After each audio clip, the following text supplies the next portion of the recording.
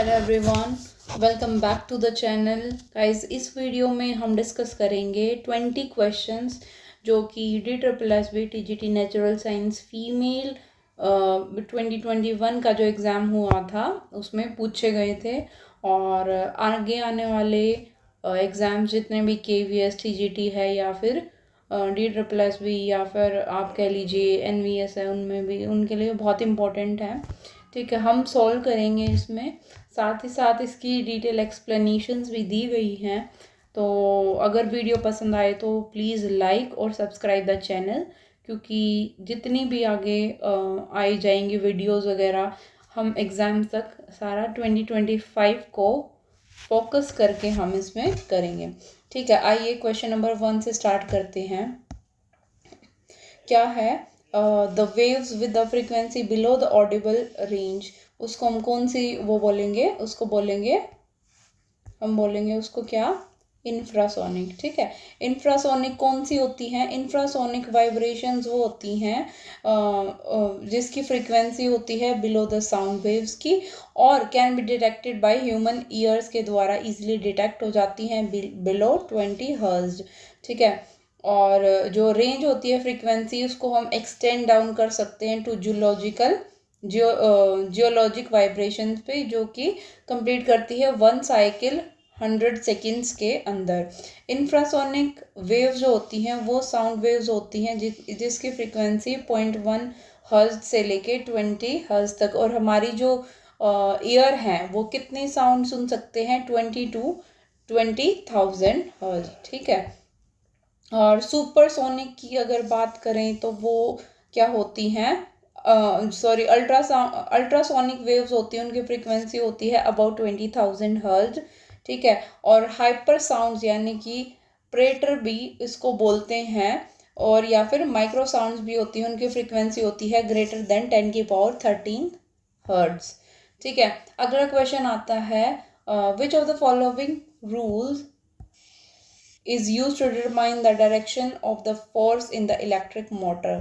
ठीक है, जो इलेक्ट्रिक मोटर होती है ना, मोटर, उसके लिए कौन सा रूल होता है? उसके लिए होता है फ्लेमिंग्स का लेफ्ट हैंड रूल।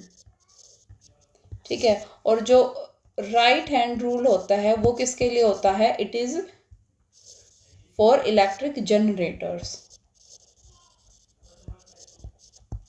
ठीक है, मोटर के लिए तो क्या होगा, लेफ्ट हैंड रूल से हम डिटेक्ट करते हैं, और राइट हैंड किसके लिए यूज़ होता है? It is use for generators. ये कॉमन क्वेश्चंस हैं।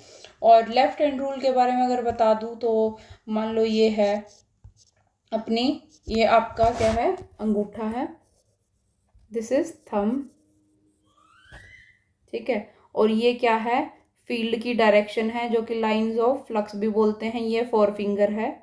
ठीक है, और ये मिडल फिंगर है जो कि करंट की डायरेक्शंस को बताता है। नेक्स्ट क्वेश्चन नंबर 3 क्या आ जाता है? क्वेश्चन नंबर 3 आ जाता है कि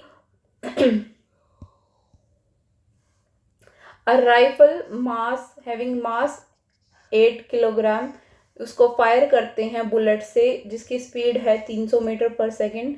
अगर जो रिकॉइल राइफल है, अगर राइफल रिकॉइल करती है 1.5 मीटर पर सेकेंड की वेलोसिटी से, तो फाइंड करो मास ऑफ द बुलेट।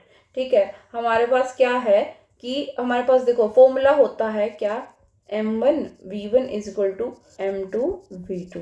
ठीक है, अगर राइफल का जिसका मास है यानी कि 8 kilogram, m1 is 8 kg, fires the bullet at the speed, इसकी 300 मीटर पर सेकेंड क्या है? स्पीड है, into 300 is equal to, if the recoil with the velocity, इसकी ये है तो मास निकालना है। m2 क्या है? बुलेट का मास है, जिसको हम b भी लिख सकते हैं, इंटू इसकी वेलोसिटी कितनी है?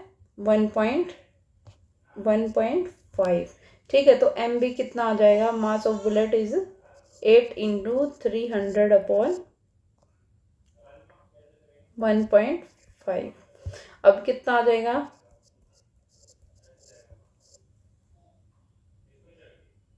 सॉरी, हमने उल्टा ले लिया है, क्योंकि ये फॉर्मूला क्या है, एम आर यानी कि mass of rifle into mass of, एक सेकेंड इसको रख करना, यानी कि क्या होता है, mass of rifle into velocity of rifle equal to कितना होती है, राइफल कैरियर रिकॉइल वेलोसिटी, ठीक है, मास ऑफ बुलेट, और यहाँ पे भी वेलोसिटी ऑफ बुलेट।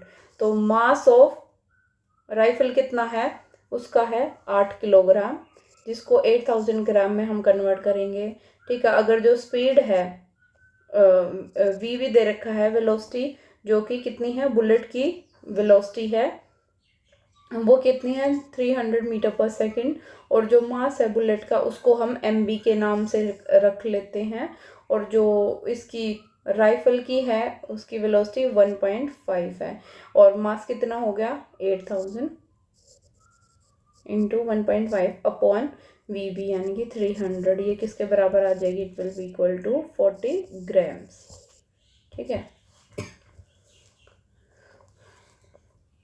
देखो मेरे हिसाब से इस लेवल के क्वेश्चंस कोई भी नहीं कराता यूट्यूब पे, तो प्लीज़ चैनल को सब्सक्राइब करिए। फ्री में आपको इतना कंटेंट मिल रहा है, इतने अच्छे से एक्सप्लेनेशंस, तो आप सब्सक्राइब भी करिए। देन अगला इसके बाद आ जाता है क्या,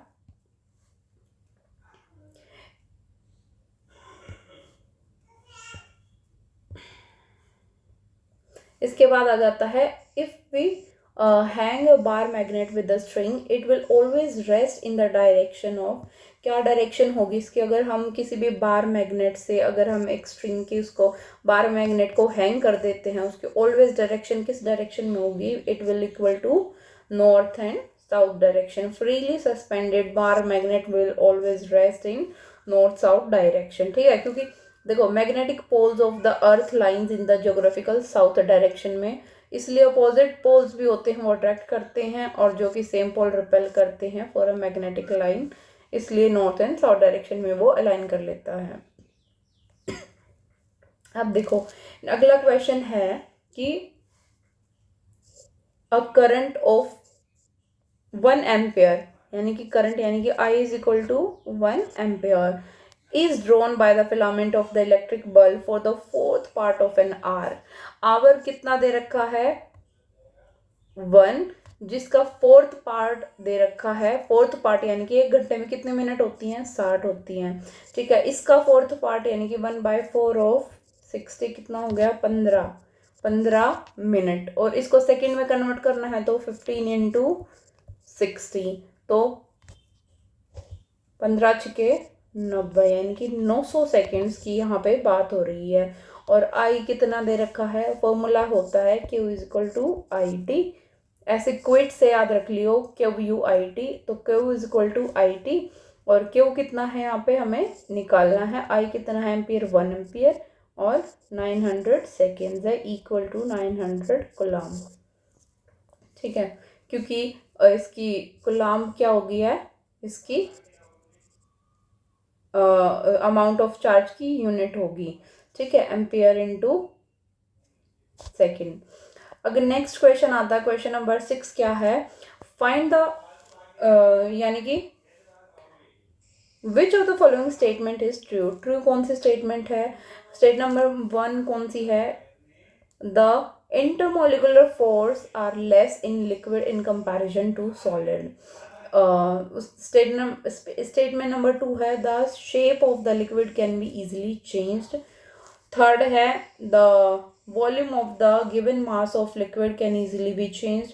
volume of the gas given mass of the liquid is not so easy to change. तो ट्रू बतानी है हमने, देखो पहले स्टेटमेंट को देखो कि इंटरमोलिकुलर फोर्स लेस होता है लिक्विड में, नहीं, गलत स्टेटमेंट है, ठीक है,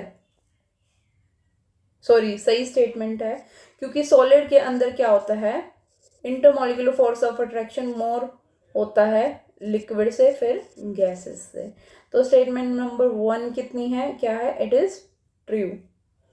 फिर स्टेटमेंट नंबर 2 आती है कि the shape of liquid can easily be changed. Yes, हम लिक्विड की शेप को चेंज कर सकते हैं, क्योंकि अगर हम ग्लास में डालेंगे तो उसकी शेप ले लेगा, दूसरे कंटेनर में डालेंगे तो उसकी शेप ले लेगा। स्टेटमेंट नंबर 3 क्या है, volume of the gas given mass of the liquid can easily B change. ये स्टेटमेंट क्या है, फॉल्स है। क्यों, क्योंकि लिक्विड को हम चेंज नहीं कर सकते, शेप को चेंज कर सकते हैं इजीली, फिर फोर्थ आ जाता है कि volume of the given mass of liquid is not so easy to change. ये भी सही बात है, ठीक है। तो आंसर नंबर क्या आ जाएगा, only 1, 2, 4 are correct. Next question is question number 7।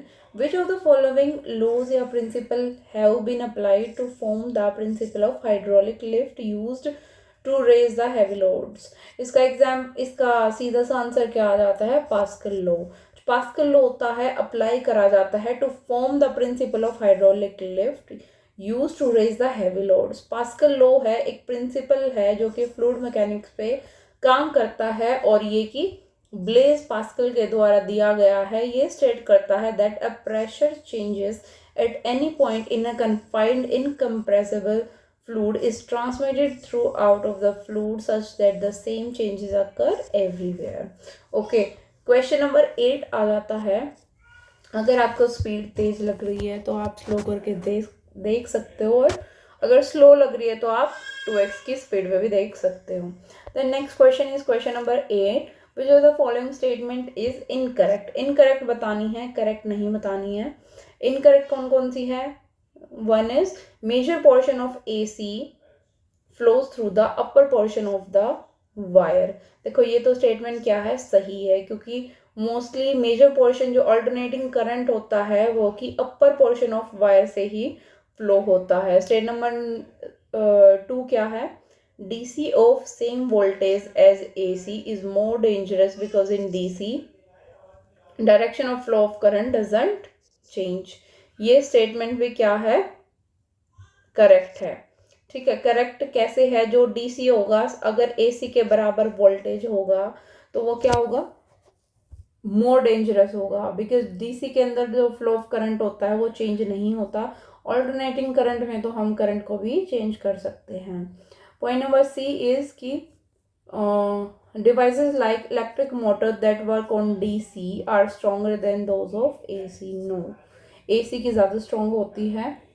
और स्टेटमेंट नंबर D इज कि alternating current is transmitted from the electricity generators centers to the houses and industries through the high voltage, यानी कि step up transformer होता है at a very high voltage, ठीक है। ये statement ठीक है, तो गलत कौन सी है, statement number C। Question number 9 is a wave of wavelength 0.5 centimeter is produced in the air and it travel at the speed of 250 meter per second। ये देखो, ये मीटर पर सेकंड है और ये सेंटीमीटर में दिया गया है। Then what will be the frequency of the sound. Frequency की बात करें तो हमारे पास फॉर्मूला होता है। फॉर्मूला क्या होता है, the formula is what, formula होता है जनरली क्या होता है, C is equal to nu lambda. यहाँ पे वेलोसिटी ऑफ लाइट की बात की गई है, लेकिन यहाँ पे जो इन्होंने बोला है और इसकी स्पीड कितनी बताई गई है, यानी कि अगर v की या वेलोसिटी की बात करें, C की जगह v रख लेंगे, ये आ जाएगी 250 मीटर पर सेकेंड। ये किसके बराबर है, न्यू लेमडा। अब न्यू क्या है, न्यू हमें निकालनी है जो कि है फ्रीक्वेंसी, और लेमडा कितनी है 0.5। अब सेंटीमीटर में है तो इसको मीटर में कन्वर्ट कर लेंगे अपॉन 100, ठीक है। तो अब स्पीड कितनी थी, 250 इज इक्वल टू, इंटू में ये इस साइड चला जाएगा 100, 0.5,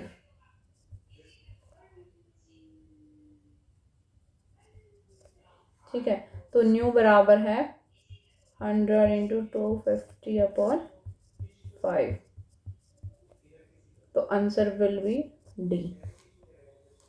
ओके, ये रहा। अगला क्वेश्चन नंबर 10 आ जाता है, which of the following statement is are true. ठीक है, स्टेटमेंट नंबर 1 आ जाती है, if a body does not change its position it is at rest. ये तो बिल्कुल ही सही बात है, ठीक है। सही बात कैसे है, अगर कोई भी चेंज नहीं करेंगे पोजीशन को, वो तो रेस्ट पे ही रहेगा, क्योंकि no action is performed. Then दूसरा स्टेटमेंट क्या है, there is no meaning of rest और motion without the viewer.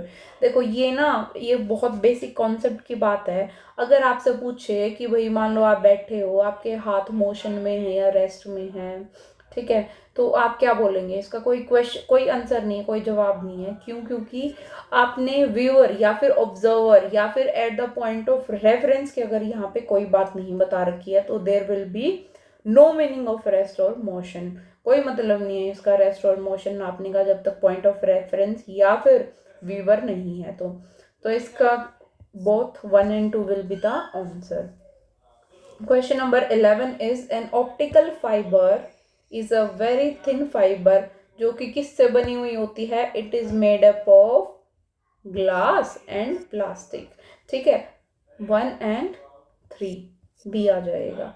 Optical fibre, अच्छा ऑप्टिकल फाइबर्स पता है क्या होती है? ऑप्टिकल फाइबर होती हैं जो कि ट्रांसमिशन में हेल्प करती हैं। यानी कि ये जो आप ये समुद्र होते हैं ना, समुद्र के नीचे नीचे तारे बिछाई जाती हैं जो कि कम्युनिकेशन में हेल्प करती हैं। और ये जो तार यानी कि फाइबर्स टाइप में होती हैं, ये ग्लास और प्लास्टिक की मिलके बनी हुई होती हैं, इसीलिए ही इससे इनसे ट्रांसमिशन होता है। क्वेश्चन नंबर 12 क्या आ जाएगा? For an object moving along the straight line without changing its direction. अगर कोई भी ऑब्जेक्ट स्ट्रेट लाइन में मूव कर रहा है, अपनी डायरेक्शन को चेंज नहीं कर रहा, तो सीधी सी बात है distance travel equal to displacement होगा। ठीक है, फिर अगला क्वेश्चन आ जाता है क्वेश्चन नंबर 13। क्वेश्चन नंबर 13 क्या है? The dimension of the speed, speed की जो डायमेंशन है वो कितनी होती है? स्पीड की डायमेंशन अगर फॉर्मूले की बात करें तो फॉर्मूले का स्पीड का क्या फॉर्मूला होता है? चाल बराबर दूरी बटे समय, डिस्टेंस अपॉन में टाइम। ठीक है, डिस्टेंस को किस में नापेंगे हम? डिस्टेंस को नापते हैं हम लेंथ में, और टाइम को नापते हैं टी की फॉर्म में। तो यहाँ पे m 0 है, l 1, t -1, यानी कि एल टी -1 कहाँ है? Option number 1 will be the correct. ठीक है, अब अगला क्वेश्चन आ जाता है क्या? Who of the following device barometer. ठीक है, बहुत बार क्वेश्चन पूछा गया है। बैरोमीटर किसने डिवाइस किया था, इन्वेंशन की थी? टॉरसेली ने। ठीक है, बैरो टॉरसेली। ठीक है, जैसे टोर होता है ना, बैरोमीटर क्या नापता है? प्रेशर को नापता है, एटमॉस्फेरिक प्रेशर। और इसकी एक फॉर्म होती है टोर। टोर यानी कि एक सिस्टम होता है जिसमें इसकी यूनिट होती है किसकी? प्रेशर की। तो उससे याद रख सकते हो आप टॉरसेली। और ये इन्वेंट हुआ था 1644 में इटली में, जो कि एटमॉस्फेरिक प्रेशर को नापता है, जो कि किस में यूज होता है? Forecasting the weather and determining the altitude. Question number 15 की अगर हम बात करें तो how much time will it take a 4 kilowatt immersion rod to raise the temperature of 1 liter of water from 30 degree Celsius to 60 degree? Take the specific heat। अब देखो mostly बच्चों को ये क्वेश्चन नहीं आएगा। क्यों नहीं आएगा? क्योंकि इसका थोड़ा लेवल अप है इस क्वेश्चन का। ठीक है, अब देखो इसका फॉर्मूला होता है हमारे पास Q is equal to MC delta T। अब जो Q क्या होता है? ये क्या होता है? Specific heat.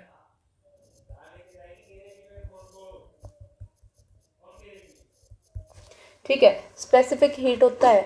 और heat energy, sorry heat energy होता है क्या? Q।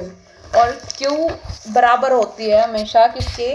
MC डेल्टा T, जिसमें जो M होता है वो क्या होता है? M is the mass of water. M is the mass of water. और जो C होती है वो क्या होती है? C is the specific heat, जो कि किलोग्राम में नापते हैं। और डेल्टा T का तो सबको पता है, चेंज इन द टेम्परेचर। और जो Q क्या होता है? Q अभी बताया था, Q is equal to heat energy. ठीक है, हीट एनर्जी होगी। अब Q फर्दर क्या होता है? Q is equal to power into में टाइम, ये एनर्जी होती है ना, ये इक्वल टू होती है पावर इनटू टाइम। तो हम इसको कैसे लिख सकते हैं, इसकी जगह क्यू की जगह P into T, P into T is equal to M C delta T. ठीक है, निकालना क्या है हमें, टाइम निकालना है। पावर किसके बराबर है, पावर इज इक्वल टू, इन्होंने देखो दे रखी है, how much time will it take, 4 kilowatt. ठीक है, 4 किलोवाट, 4 किलोवाट। अब फॉर्मूले में क्या करेंगे, वैल्यू को पुट कर लेंगे, जैसे कि P क्या है, P इज 4 किलोवाट, ये दे रखा है। ठीक है, 4 किलोवाट, और किलोवाट को कन्वर्ट करने के लिए 4 इंटू 10⁻³ वॉट। ठीक है, क्यों हो गया, P हो गया। अब T क्या है, टाइम हमें निकालना है, ये किसके बराबर आ जाएगा, mc डेल्टा टी। और मास कितना है, मास ऑफ वाटर, 1 लीटर में अप्रोक्सीमेटली 1 किलोग्राम ऑफ वाटर होता है। ठीक है, क्यों, m हो गया। अब c क्या आ जाएगा, c की वैल्यू क्या आ जाएगी, mc डेल्टा टी। जो c होगा, c क्या है, स्पेसिफिक हीट होती है जो कि दे रखी है, इन्होंने कितनी 4 इंटू 4.18 इंटू 10⁻³, और डेल्टा टी कितना हो जाएगा, इज 30, क्योंकि 60 minus 30, delta T is equal to T2 minus T1, 60 minus 30 is equal to 30, तो इंटू 30। ठीक है, अब इसको रीअरेंज कर लेंगे। ठीक है, टाइम को, अब टाइम को इस साइड ले आएंगे, 4.18 इंटू 10⁻³ इंटू में 30 अपॉन 4 इंटू 10⁻³। ठीक है, ये आ गया, इसको सॉल्व करेंगे तो ये आंसर आ जाएगा टाइम। आ क्या समझ, कुछ नहीं है इसमें, सिंपल एक फॉर्मूला लगेगा। क्या क्या फॉर्मूला है, फॉर्मूला सीधी सी बात है, Q is equal to mc delta T, और Q is equal to P into T is equal to mc delta T. T हमें निकालना है mc डेल्टा टी अपॉन में P। m क्या है, मास ऑफ वाटर जो कि 1 किलो है, c दे रखा है स्पेसिफिक हीट ये रही, और डेल्टा टी इज 30, डिफरेंस आ जाएगा टेम्परेचर में, और P is the power, power दे रखी है, वैल्यू पुट करो और आंसर ले। अगला क्वेश्चन है, the curvature of the lens of an eye is altered bye.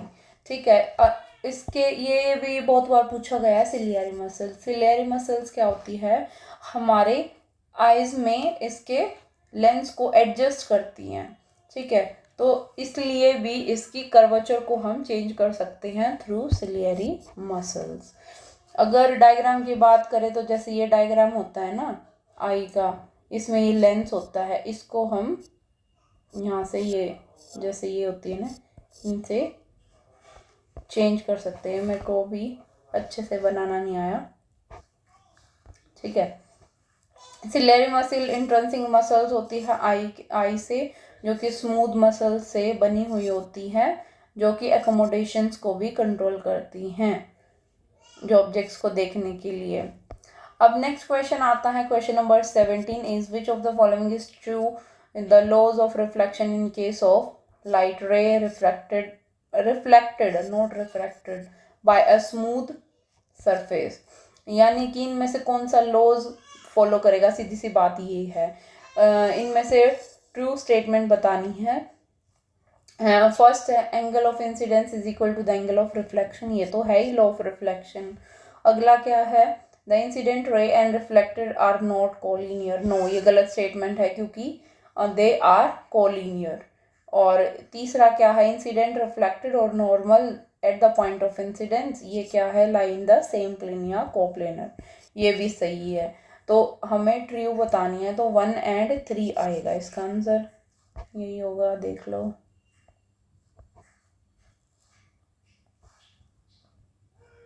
ये रहा। ठीक है, ऑप्शन नंबर 1 इज करेक्ट।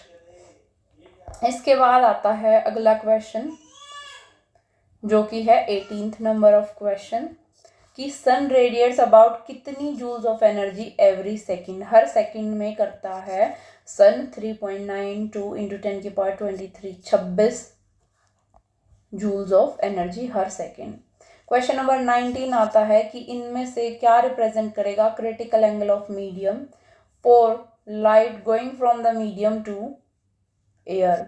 अब मीडियम की बात हो रही है तो इसका मतलब क्या है, डेंसर टू रेयरर की बात हो रही है।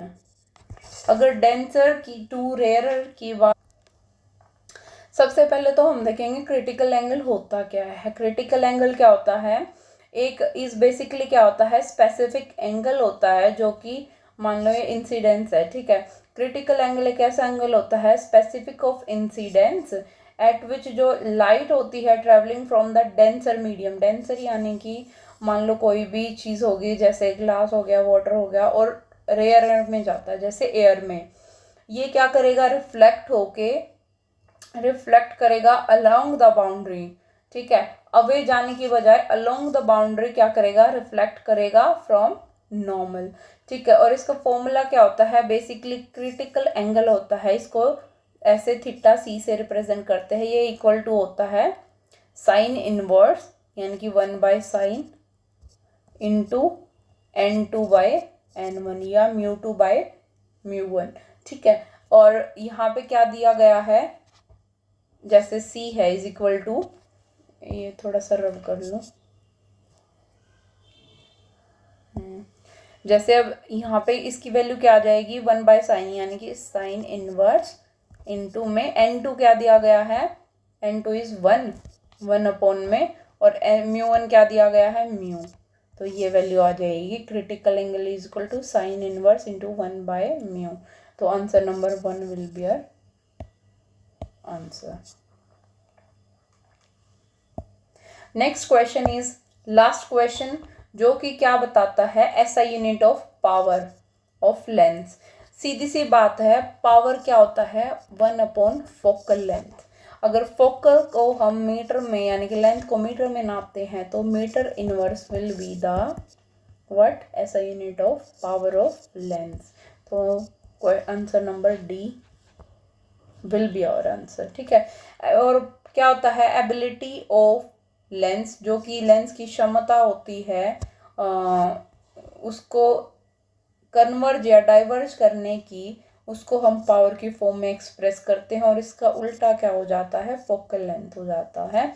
जो लेंस की पावर है वो डायप्टर होती है, जिसको डी से डिनोट करते हैं, और ऐसा यूनिट इज इन मीटर।